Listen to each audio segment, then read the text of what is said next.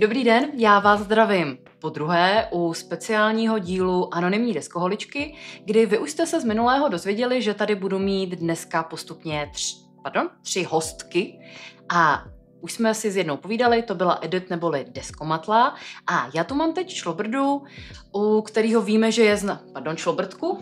Jak se řekne šlobrda v rámci dámy? To nevadí, to my když tak jako to nějak pořešíme, ale mám tady krásnou a úspěšnou dámu, která má i relativně velká čísla na svém sociálním profilu, na to se chci taky zeptat, ale hlavně mě hrozně baví její styl vlastně jakoby storíček a příspěvků, protože má hodně podobný styl her, jako mám já. Takže já tě tady vítám. Ďakujem za pozvanie, ahoj, ja som Táňa a som deskoholička. Tak, já moc děkuju, že jsi přijala mé pozvání, protože chudák Táňa sem jela 4 hodiny. Takže já doufám, že to večer aspoň oslavíme. Ale s radosťou. Jo, to je dôležité dodať, že s radosťou. To jsem ráda, protože tenhle nápad byl takový spontánní a ono to vyšlo. Takže já tě tady moc vítám, děkuju, že jsi přijela. A my si tady budeme chvilku s Táňou povídat čistě jenom o ní a vlastně potom, až projdeme ještě díl s Kamčou, tak teprve si sejdeme všechny u stolu a budeme si povídat o deskovkách. Takže tenhle díl je čistě o Táně a já bych tě moc chtěla poprosit, můžeš se nám představit? Že spousta lidí vlastně jako neví, kdo seš. To, co děláš, je jasný, ale kdo seš? No, takže som Táňa, ako som už povedala na začiatku. Som zo Slovenska, konkrétne z Trnavy, čo je, keď by ste si vedeli predstaviť kúsoček od Bratislavy, čiže západné Slovensko. A čo tak akože o sebe by som povedala, mimo ten deskoherný svet, tak teraz som na materskej, na polovicu. A na polovicu som lekárka, takže také zamestnanie trošku, nechcem povedať, že náročnejšie časovo, ale náročnejšie časovo. Neboj, pochval sa. Pochval sa, to nie, sa toho to neboj. nie, ale že sa to ťažko klbí, no, niekedy. Ale čo by som tak osvetila? Pre mňa je dôležité tie deskoherné otázky. Dobře, tak. Takže čo koho trápi, že ja neviem, že mám rada růžovou. Dobře, takže si spolu nezhrám. Chápu. To byl vtípek. Tak jo, tak já tě nebudu trápit, ale strašně bych se chtěla vlastně dozvědět, jak jsi trávila dětství, jak jsi vyrůstala jako prcek. No, my sme bývali v dvojgeneračnom dome, takže ja som bola non-stop vlastne aj s babinou, s dedom a s rodičmi. Mám mladšieho brata a je nás 7 vnúčat, takže nás bolo... Lebo moja mamina má 3 súrodencov, tatino je jedináčik, takže z tej strany sme boli len 2, ale tam z tej druhej sme boli 7. A keď som aj tak rozmýšľala, že či som hrávala hry jak decko, tak ja taká, že a nie. A potom som tak začala rozmýšľať, že ono v podstate dostihá Sasky, to hral každý. No jasne, tak tehdy to bola taká klasika. Investor. Mali ste vy čosi investora? Asi možná jo, asi myslím, že spousta lidí si to pamatuje, ale ja vôbec lebo to je jak Monopoly, ale jako naše. Jako naše, jako Slovensko? Nebo no to neviem, ja už si nepamätám, že či tam boli, lebo v Monopoloch my sme mali slovenské ulice. Ale Investor bol proste taký, ja neviem, či to produkovalo Slovensko, ale tam bol ešte aj logo akože dráčika vzadu sa mi tak stalo. Aha. Ale to je jedno, proste tak, to sme hrali veľa. A potom sme hrávali hru, to ma napadlo až dneska v aute, z pohádky do pohádky. Milovala som z pohádky do pohádky. Áno, ja som úplne bola, že ježiš fakt, že to sme koľko hrávali. No, takže to som vyrastala na takýchto klasikách. A potom, keď sme chodili v takej vzdialenejšej rodine, tak oni mali hru Logic. To mě něco hovorí říká. Ti to niečo? Něco jo, ale... To sú taká plastová, to bola proste herná plocha. A takový ty kloboučky, jak sa tam dávali. Áno, a si to schovala a dávala si, že či je to ten klobouček alebo není, tak to jsme strašně dala. Já jsem nikdy neznala pravidla, ale vím, že jsme to zkoušeli právě, já vlastně nevím, jestli jsme to hráli správně, ale vím, že někdo hrál jako na té jedné straně a on musel přijít na to, jak ty barvičky tam máš, jo, poskládaný a ty jsi mu říkala správně, nesprávně a měl tam x řádků na to si to vlastně na to přijít. Jo, tak to jsme asi jako tak to vím. A ten podklad byl takový divně zelený, ta deska herní. Oni sú viaceré. Fakt? A že sa to dá kúpiť aj v tej normálne, tej original. Hustý. Takej tej plastovej, starej, s tým takým potiskom. Ty bláho. Niekde som to videla, už neviem kde. Jsme starý, přátelé. Ježiš. No, takže tak. Aha. Jak jsi vyrůstala? Už jsi z té generace, která hrála počítačové hry, nějaký konzole? Nebo už ještě si běhala venku? No, ja som na takom tom prelome, toho, že kedy sa myslelo, že vieš, že... A zase sa to asi vracia, že proste hodina denne a dovidenia. Tohle super.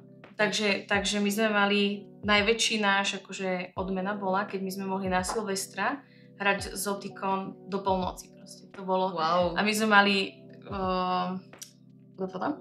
rozšírenie. Ano. Tie kosatky a tieto. A nám sa proste na Silvestra nejak 10 minút po polnoci narodilo malé kosačiatko. Tak to je zážitok pre mňa na celý život počítačový. No. A potom Sims, klasika. Ja som nešla, jak ste sa tu už veľakrát bavili, že Vovko som hrávala jednu dobu. Buď ráda, ja som na tom tak ujela, tak strašne. Neišla som až takto do takéhoto.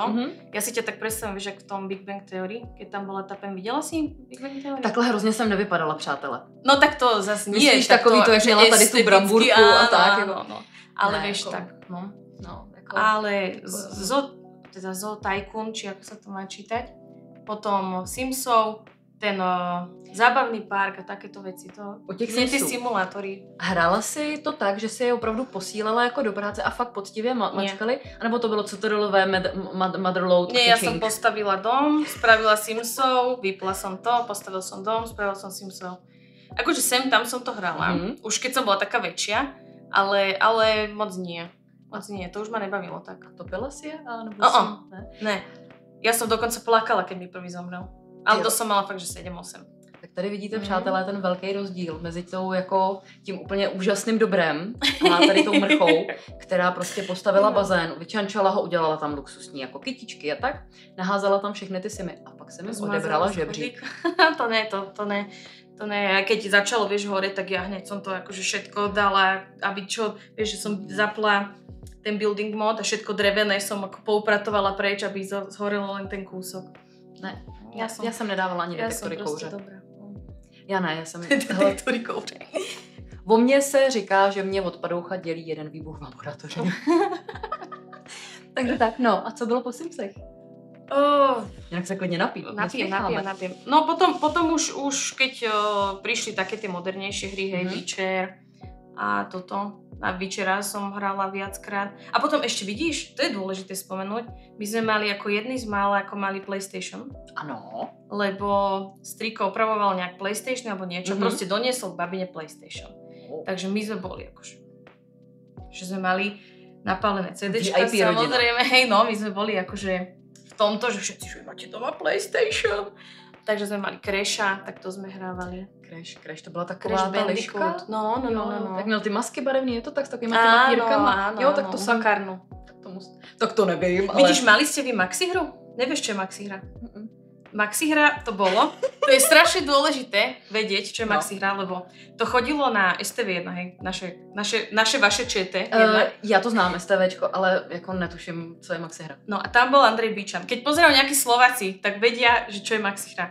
Proste tam bol Andrej Bičan, to je taký trotel a on to proste moderoval. A bolo to pre deti. Ty si tam zavolala a hrala si Crasha Bandicoota cez telefón. Normálne si tam zavolala a teraz išla si jednotkou, neviem, 2 dopredu, hej, 4, 6 si sa hýbala a takto si vedela vyhrať napríklad toho investora. Takže tak sme sa dostali k Crashovi Bandicootovi, no. Hezký. A nehrali ste Spyra? Aj Spyra. A teraz, keď bol remaster, ja som čakala, ja som každý jeden leak sledovala. Ja som bola akože úplne šiši. Lebo Spyra, to som ľúbila Spyra, no, hrať. To je teraz si zahrám, akože mám 30 rokov, ale pustím si toho Spyra. Ježišmaria, to je úplne v pořádku. No, vieš, keď potom si... Ale oni sú ťažké, tie levely. Zase na druhú stranu, priznajme si, že ta hra je ťažká. Ako prejsť na 100% je ťažké. Tak ono, co si budeme, oni ty děcka, vem si, že dneska hrajou jakoby děcka Fortnite. Zkoušela jsi to někdy? To je jako to, když nemáš nabindovaný klávesy, že tam, to je jenom to, že vlastně tebe vyhodí letadlo. No to viem, no. Víš, my sme hrávali niečo iné. PUBG?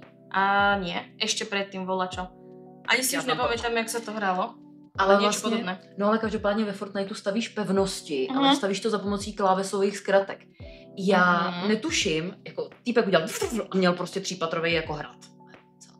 Aha, ja som myslela, že to sa nejak automaticky robí. Lebo akože, ne, oni vieš, keď si pustíš niečo a máš to tam ako podmas, ten stream toho, jak hrajú, tak ide ten panáček a tak som myslela, že to je akože nejaká automatika. To je nabindovaný, ale prostě jako opravdu jedou jako ručou. A já vím, že jsem se to pokoušela chvíli hrát a přesně v tu chvíli jsem poznala, že jsem proti těm mladým 10 a 12 letým jako dětskám jako stará. Protože ta rychlost v tom zápisu dávno není ono.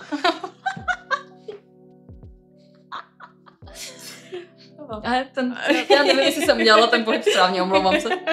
Takže jako, a bylo ještě něco, na čem si takhle ujela herně? To je otázka. Herňa asi nie. No ešte sme hrávali veľa superhry. No. Superhry.cz. To taky neznám. To boli online hry. Jednoducho proste my sme prišli na počítačovú výchovu, pustili sme superhry.cz a dali sme si všetci tú istú hru a proste sme hrali niečo proste nejaké, ja neviem, skákačky obyčajné. A tak my jsme takhle na těch hráli Call of Duty 2. Tak to zase my sme takí fancy neboli už.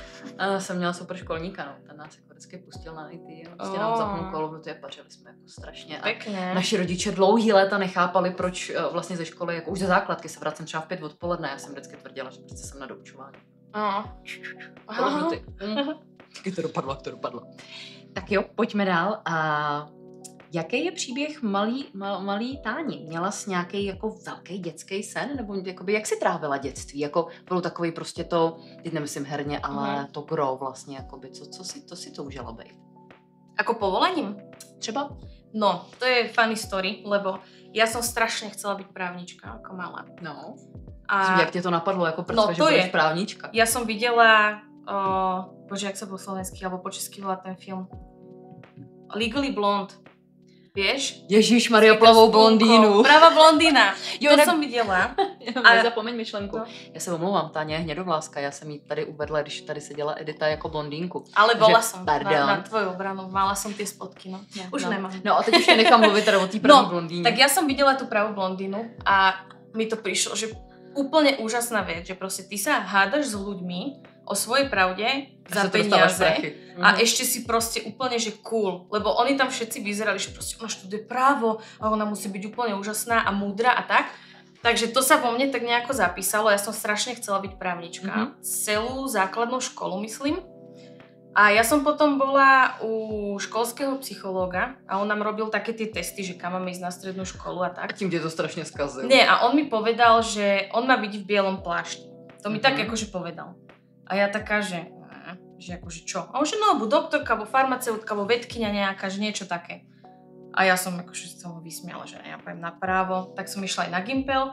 No a vlastne na Gimpli som mala úžasnú učiteľku biológie. Akože fakt, že úžasnú. Takže tam ma tak do toho nejako dostala, no a skončila som v tom bielom plášti nakoniec. A máš nějaké, jako, teď možná budu znít jako Tatar, ale máš nějaký zaměření, nebo jako co seš vlastně, jako čeho seš lékařka?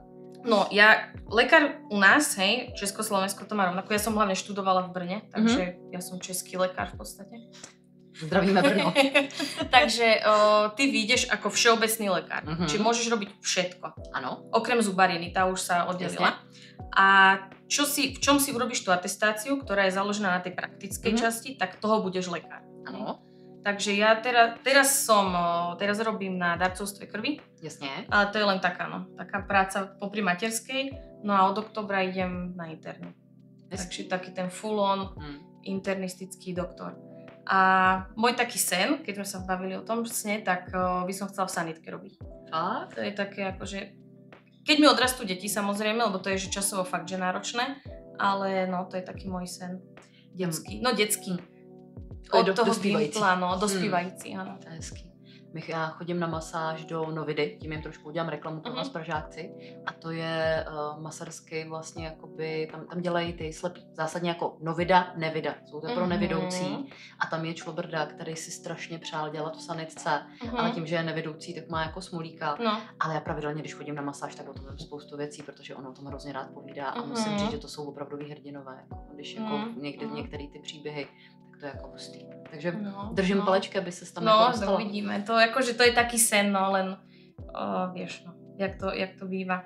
Ale akože nenahnevám sa, aj keď budem, lebo ja chcem ísť tou cestou praktického lekára. Mne sa páči taká tá rodinná medicína, hej, že že vidíš toho človeka proste u nás to nie je tak, jak vonku, že máš od babetka, dokým ťa neprežije asi ten človek. Jasne. Ale ja mám rada to sledovanie v tom čase. To mne sa páči. Akože nie iba to, že príde, dobre, čau, tu máš tabletky, ale ja mám rada tých ľudí.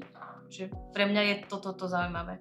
Rozumiem. Takže no. To mi napríklad zase vadí na tej sanitke, že vlastne nevieš, ako to dopadne. Lebo ty spravíš to svoje, odvezieš ho do spadovej nemocnice, ak to nie je tvoja spadová nemocnica, tak nevíš. Tak ho môžeš si zavolať, ale... No jasně, no. Ale tak to zase jako pro mě ty sanitáci jsou taková jako vyšší dívčí, to je podle mě pod hrozným stresem, ne? Když takovouhle práci děláš, nebo ne? No je, no. Já si myslím, ale podle mě jako... celá medicína je pod stresem. Jo, já to spíš myslím taková ta, jako, že když to, když to nedáš ty, nezachráníš ty, no. tak už to nejspíš jako nedovezete, že jo? Takže jako...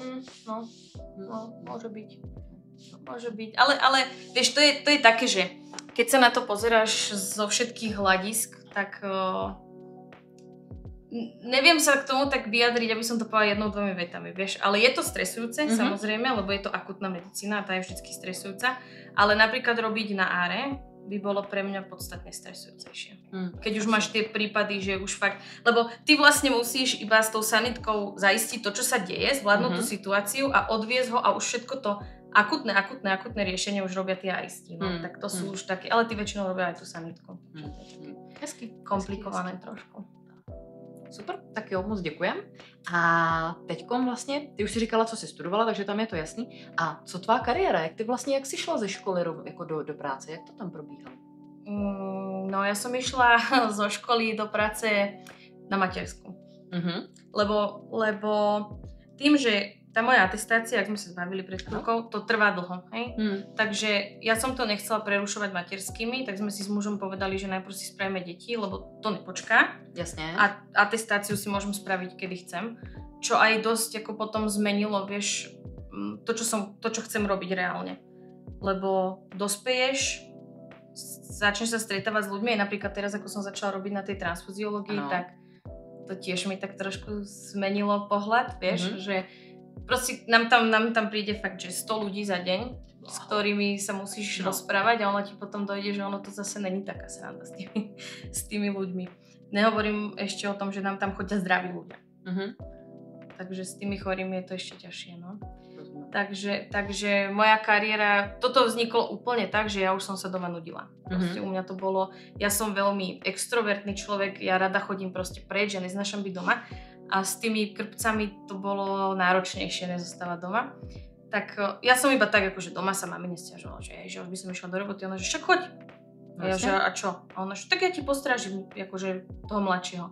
Takže útorky, stredy mi ho stráži. A ja že dobre, tak ja napíšem do nemocnice, že chcem ísť na nejaký polovičný úväzok. A toto úplnou náhodou som našla.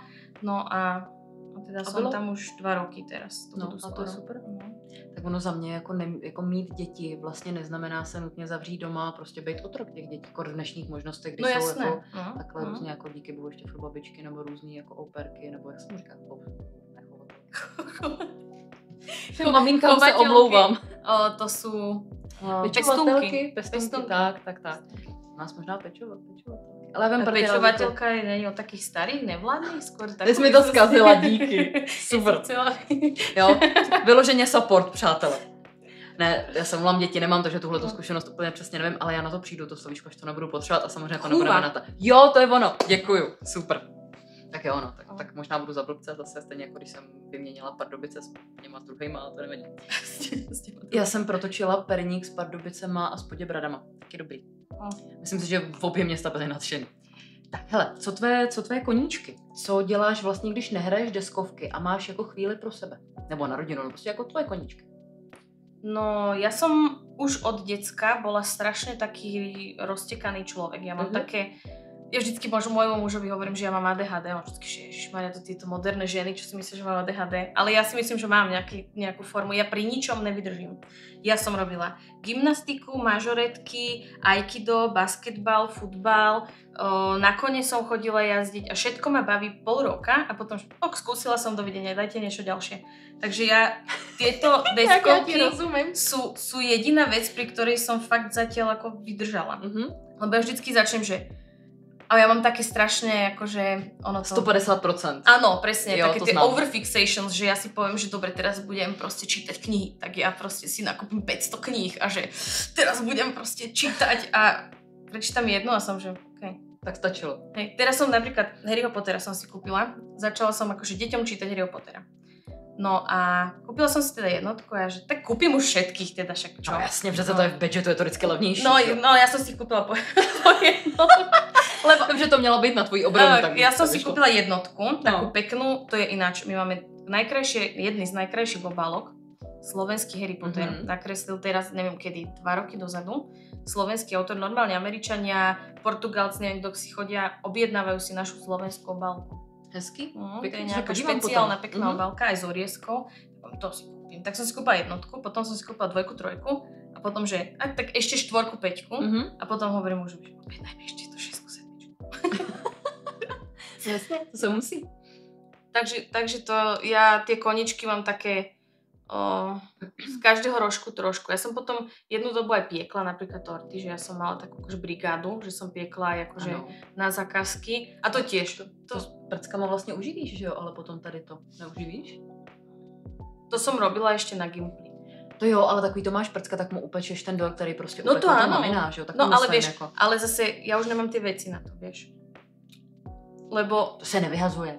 No ale farby a takéto som aj tak pokazí. Ale tak to dnes to koupíš za pár peněz dneska. No, ale to keď už to chceš robiť, tak už musíš mať všetky farby, všetky typy misky, vieš, že ja už som bola proste formy všetkých veľkostí a tak.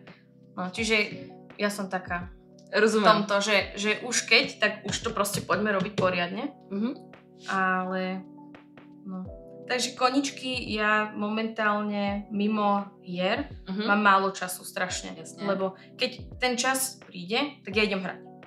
Proste a Jori, nemám nejak potrebu robiť niečo iné, lebo zatiaľ ma to baví tak moc, že nejak ako... Není důvod cokoliv jinýho. Jinak tě uklidním, já si myslím, že mám taky ADHD na koníčky, protože tady v tom bytě mám třeba luk schovaný. Protože prostě jsem dostala chuť začít střílet z luku. To úplně s těmi představ, ležíš prostě, že já budem lukostřelec. Ne, takhle to nebylo, ale měla jsem rande a týpek mi napsal, hele, přijď v teplákách a v keckách. No. Teplákách, keckách? Říká, my spolu asi nevydržíme. Ale vzal mě na luk a mě to tak strašně chytlo, že luk mi vydržela, chlap ne teda, jako jo, ale luk mám tady v chodbě. Složený a opravdu sportovní a umím střílet z luku. A to jakože ještě aktivně robíš? Takhle, myslím si, že už bych nestřelila ani jako velký prase, který by stálo metr, ale jako asi bych ho dokázala ještě furt slušit. Ale je mi líto toho se ho jako zbavit. No jasné, no. Vím, že mě to bavilo, že se mi to líbilo a byl to hrozný antistres. To je jako když si necháš třeba udělat zbrojní průkaz, tak když chodíš střílet, tak ten stres tebe taky strašně opadne. Ale mě u klasických jako kovových zbraní vadil ten kravál. Kdy musíš mít na hlavě prostě něco, co ti samozřejmě ničí účes, že jo, co si budem. A ještě máš spocený uši a prostě u toho luku to nemáš, to je taky jako břing.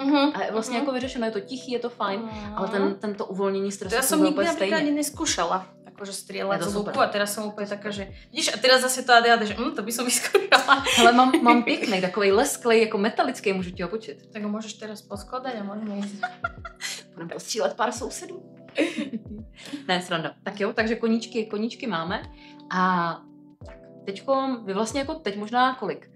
Nějakých 25 minut koukáte vlastně možná na někoho, koho vůbec neznáte. Takže, Táňo, můžeš si na sebe udělat teďkom takovou proklamu vlastně jako, jak tě najdem na sociálních sítích a jak to vlastně začalo? No, na sociálnych sieťach ma nájdete na Instagrame ako si na ťahu. Si podtržník na podtržník ťahu. Áno. A ja vám dám pod video. No a začalo to veľmi tak jednoducho tým, že my sme, ako som hovorila, my sme žili v Brne. A teda Česi podstatne máte vy tú kultúru tých hier výrazne väčšiu. A my sme boli zvyknutí proste ísť hockam a buď tam nejaké mali, že 4 deskovky, alebo sme si nejakú svoju doniesli, alebo bolo plno podnikov. Ale u nás na Slovensku viem, že niečo malé je, ale akože nič moc. No a ja tým, že som bola na materskej, bola som v podstate sama, lebo bol COVID, takže my sme boli proste s mužom, s mojimi rodičmi a s bábom. Jasne. No a ja som v vtedy začala akože facebookové skupiny a hry nás baví a deskovky pro 3 bratři. Krásně potkala čeština se slovenčinou, přátelé. Deskovky pro 3 bratry. Áno, tak to. A mala som takú nejakú potrebu akože zdieľať, že čo si myslím ja. No a tak ja som chcela pôvodne robiť videá, lenže proste videá sú časovo náročné, aj keď to chceš robiť dobre, tak aj finančne náročné, však vidíš, že proste ono to ide do peňazí a potrebuješ hlavne ticho. A to ja nemám. Já, jestli slyšíš, tak tady taky třeba teďkom před chvilkou, to jste určitě slyšeli, nám tady třeba mlaskal pes v tom a vůbec netuším, jestli to z toho videa vyčistím. Ale to je príjemné, vieš, že keď ti tu zamlaska pes alebo štekne, tak to je fajn, ale keď tu máš stále takú malú hlavu, že čo robíš? Čo robíš? A můžeš si zahrát taky? Áno, a toto čo robí? A toto je na čo, vieš? Tak to je také problematické. Tak prišlo mi, že ten Instagram je taký, že napíšem, čo chcem, odfotím a OK. A preto je to, jak si hovorila, že tie storička, tak ja mám strašne taký ten oversharing. Ja strašne rada akože zdieľam a mám aj rada tú interakciu naspäť, vieš, že mi to akože niekto napíše, že áno, toto som hrala, alebo toto nemám rada, tak. Čiže to ja mám strašne rada. A týmto vlastne začalo, že som si takto založila Instagram. A teraz už zase začínam mať trošku pomerne viacej toho času, tak rozbieham nejaké veci v zákulisí, no tak uvidím, že ako to vyjde. Přátelé, další člověk, který se mi sede do YouTube. Okay. Tu zase do YouTube asi až ti hrabať nebudem. Ja si dělám legraci. Na to som ja moc malý taký... Ja na to nemám nervy. Ja občas taky ne. A mne strašne vadí na seba pozerať potom spätne. Fakt? Já jsem asi moc velký narcista, ale já jsem na to zvyklá od malička. Já jsem furt někde jako v nějakém představení, jako ve vedení, takže já to... Ale to mi nevadí, akože pozerať na seba, že tu vyzerám hrozne, alebo hrozne zniem, ale poviem si, že ježiš, to si zase nemusela hovoriť a tu zase to strašne dlho, to nikoho nezaujíma. Vieš, ja by som strašne veľa vecí napríklad vystrihla. Ale tomu se říká scénář. To já nerobím. No ale to je ono, já jsem začínala s tím, že prostě budeme improvizovat, to je v pohodě. A pak zjistíš, že z 10minutového nějakého povídání máš 25 a vůbec nikoho to vlastně nezajímá a začneš, a hlavně vlastně ty říkáš věci, které nechceš říct, jsou tam dost často výplňový slovíčka, úplně jako odbíháš a ten scénář tě drží v nějakých mantinelech, který si myslím, že jsou jako zajímavý pro to, aby udrželi tu pozornost. Takže jako já si zásadně píšu dneska scénář, protože to bez něj prostě není jako, je to prostě zbytečné. Není to vončo.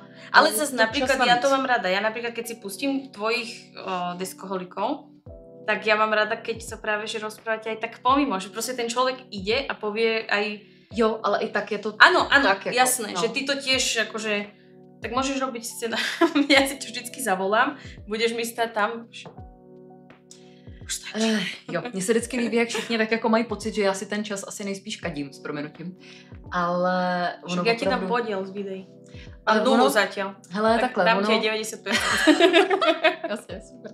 Ne, ono dost často je to vlastně o tom, že já prostě, když mám čas v práci, protože vím, že mám třeba pondělí až čtvrtek, mám úplně totální masakr, ale když si máknu, tak vím, že mám v pátek takovej ten volný, že si dovyčistím maila a prostě odpoledne mám 3 hodinky na to si napsat scénář. Sedím u počítače, mám v práci obrovský monitor, takže si prostě na půlku stránku si otevřu PDF s tím návodem, na půlky stránky si hodím Word a prostě píšu si ten scénář, protože jako doma vím, že na to čas ten jako nemám a bez toho scénáře si návody... Ne, vůbec. Takže já si fakt píšu scénáře zásadně v práci, což doufám, že kouká můj šéf, já vám zdravím. Ale robím jako... pondělok a čtvrtok viacej. Ale masakra. To je dôležité. To je jako... Dělám za 2 vlastně, kdybychom měli pracovní den od pondělí do čtvrtka, v pátek bylo volno, tak tam stejně sedím, protože potřebuji vyřídit maily, ale vlastně jako v tom čase jakoby navíc prostě řeším tady tohleto, no. Chápu lidi, kteří umějí mluvit z patra, já třeba zbožňuju kluky z Brna, že jo, z Planety, ty prostě pustí kameru a mají to sme sa aj bavili, že ja ich mám za to strašne rada, že oni prostě idú, že vieš čo, poďme natočiť teraz, ja neviem. Ale oni mají výbornou mluvu, je vidět, že jsou vymluvený, že to umějí a hlavně mně se líbí jedna věc, a to jsem si všimla teď až jako pár dní zpátky. Moraváci automaticky mluví spisovně. Protože ta moravština je tak jakoby cvrnknutá do toho, že oni nemluví jako my Pražáci nebo tamhle na západ prostě prasatá a skvělý a úžasný. Ne, oni prostě automaticky je to úžasné, je to skvělé. Je to skvělý, je jako nespisovné? Je, no. Aha, je. Okay. Je a opravdu jako, teď jsem na to přišla jako z nějakého důvodu, nějakých jako nahrávaných hlasovek.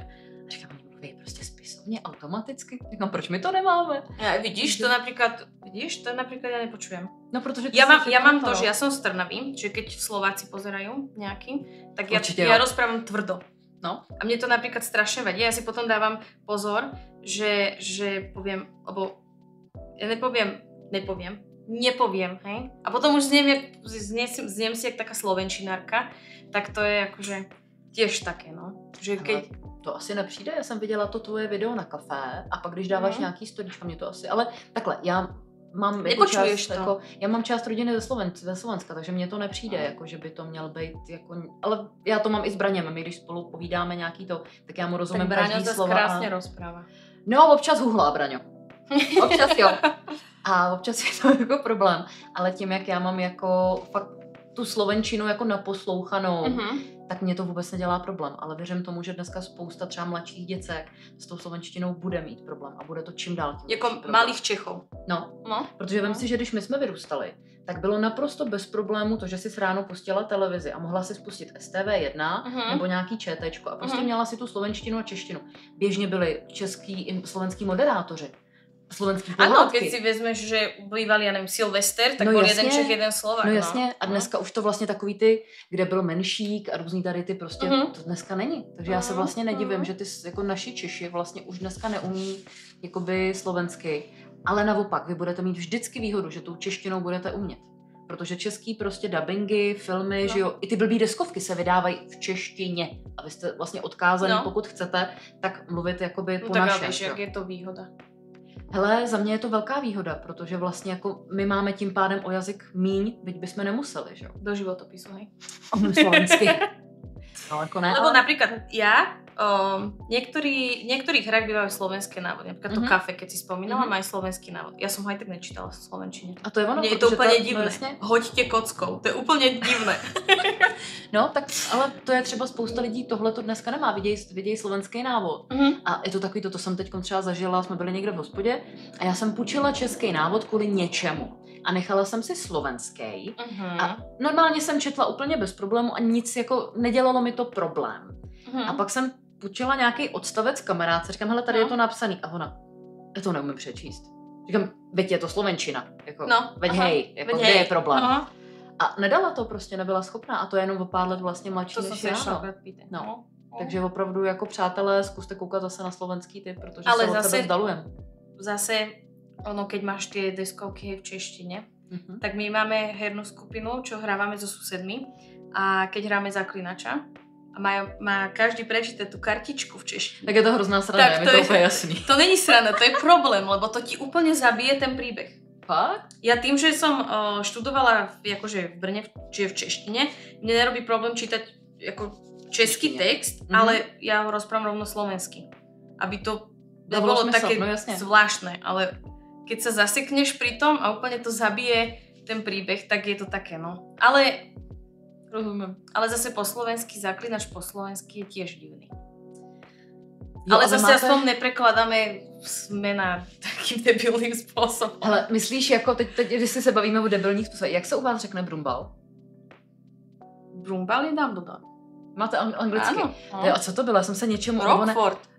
Nebo Bradavice. Nebo tak vy to máte přijatý z angličtiny, ale já jsem se u něčeho takovýhle tady v rámci nějakých, nebo možná to bylo z Pána prstenů, ale já jsem se chechtala snad minutu, kdy prostě jako Slováci přeložili a teď fakt nevím co, já když si vzpomenu, tak to hodím do komentářů. Ale ten překlad byl naprosto tak blbě geniální, že mě to odpálilo asi na minutu prostě. Já jsem opravdu brečela smíchy. Já jsem myslela, že to byly, myslela jsem si, že to byl Brumbal, ale asi ne, asi to byl prostě možná i z Pána prstenů. Jak se u vás řekne Voldemort? Voldemort? Ne, počkej, ne Voldemort. Smrtijet. Počkej, Smrtijet je... To jsou ty přívrženci Voldemorta. Smrťožrut. Tohle možná. Smrťožrut, no. To a ještě něco a dementorov máte normálně dementory? Ne, u nás to jsou takový ty, co žerou to štěstí. No. To štěstí, to je to takhle. No. Ty vole, dementor to není, u nás je to... Tak teď Harry Potterovci mě úplně zabijou. Ty nepoznáš takto Harry Potter. Ale já to nevím z hlavy, proboha. Jak to nemáš z hlavy? Počkej, nepanikař. To sú už základné informácie našej generácie. Ty vole. No. Podľa mňa sú to dementory, nejsou? Ne, určitě ne, my to máme jinak. Dementoři to nejsou, a tomu jsem se taky možná chechtala. Jsem tě dostala do úzkých. Ty kráso, já mám úplnej výmaz. Teď si všichni říkají, to je úplně blbá, to je úplně jasný. A teraz ty komentáře, že 5 výkričníků. Hele, já si vzpomenu, až to nevím, pojďte dál, já potřebuji přijít na jiný myšlenky, ono to pak samo cvakne. Ne, jak se jmenuje to, co žere pocity? Mozkomor. Tak, Edita zaúřadovala moc, to jsou jak voláky. No, takže Mozkomor versus Dementor, to jako, no. Tak ale Dementor je to i v základě, v originále. Ale to je ono, že prostě my máme tu češtinu a vlastně ono, když na tom vyrůstáš a vidíš to jako děcko, vlastně to vidíš v té češtině. A pak to někde čteš ve slovenštině a si říkáš Dementor, já takhle nazývám úplně blbý lidi, jsou to dementí, jo. Takže tak, no. Tak jo, takže víme, kde jsi začínala a teďko jenom já mám jednu takovou otázku a ta mě zajímá jako člověka, který se do toho pustil taky. Kdy vlastně přišlo to, že ses rozhodla dělat jakoby ten svůj content v angličtině i v češtině? Ty vždycky dáváš, jo, český popis a anglický. Má to nějaký důvod a kdy to vzniklo? Vzniklo to ani nevím ti povedať, že kedy. No. Ale dôvod to má veľký. My sme sa o tom bavili alebo niečo, že či to je ako kvôli sledovateľom. Ale není to kvôli sledovateľom, akože aby som mal viac čísel alebo čo. Ale mňa na tom strašne baví, že tí zahraniční sledovatelia o moc viac interagujú. Fakt? Podstatne viac mi ľudia napíšu na storku, že ako sa ti to páčilo, alebo kto vyhral, alebo bla bla bla, ako Česi. Vieš, že takí tí, ako mám takých svojich pár ľudí, ktorí sa ozvu, napíšu bla bla, ale väčšinou sú to len srdiečka, alebo iba že syn, hej, vidíš ten príbeh. Ale tí zahraniční sú podstatne viac takí interagujúci. No. To mňa a toto bol pre mňa taký najväčší akože ťah. Ja som najprv začala robiť vlastne len príspevky v angličtine, lebo som to u niekoho videla, nejakí Poliaci to tiež robili. A prišlo mi to lepšie ako polštinu prekladať Instagramom do slovenčiny. Mi to prišlo lepšie si to prečítať v angličtine. Tak to je fajn, tak som to začala tiež robiť. A aby som si zdokonala angličtinu, to bolo taký tiež akože motivácia pre mňa. Takže ja snad začnu taky. No. Ale tie storky som začala robiť vyslovene kvôli tomu, že proste mňa celý ten Instagram vznikol len preto, že ja chcem kontakt s ľuďmi. Mne strašne chýbajú ľudia. Teraz už ani nie, teraz už som akurát na takej hladine, že mi to vyhovuje. Ale ako to bolo vtedy, tak ja som si tam išla, hej, toto bude znieť úplne tak zúfalo, ja som si išla hľadať kamarátov, vieš, ja som tak sama. Mějte mě rádi. No, že to bolo také, že vyslovene ja som, vieš, že keď som si aj hľadala, že jak si založiť Instagram a tak tam bolo také, že odpisujte na každú správu a na každý komentár a tak to som akože poctivo robila, hej, že každá správa, že neposlala som iba to srdiečko alebo niečo, ale na všetko som odpisovala a mám tam pár takých ľudí, s ktorými fakt akože ten kontakt udržujem. Napríklad aj vy dve, hej, že proste to vzniklo celé vďaka tomu Instagramu. Tak.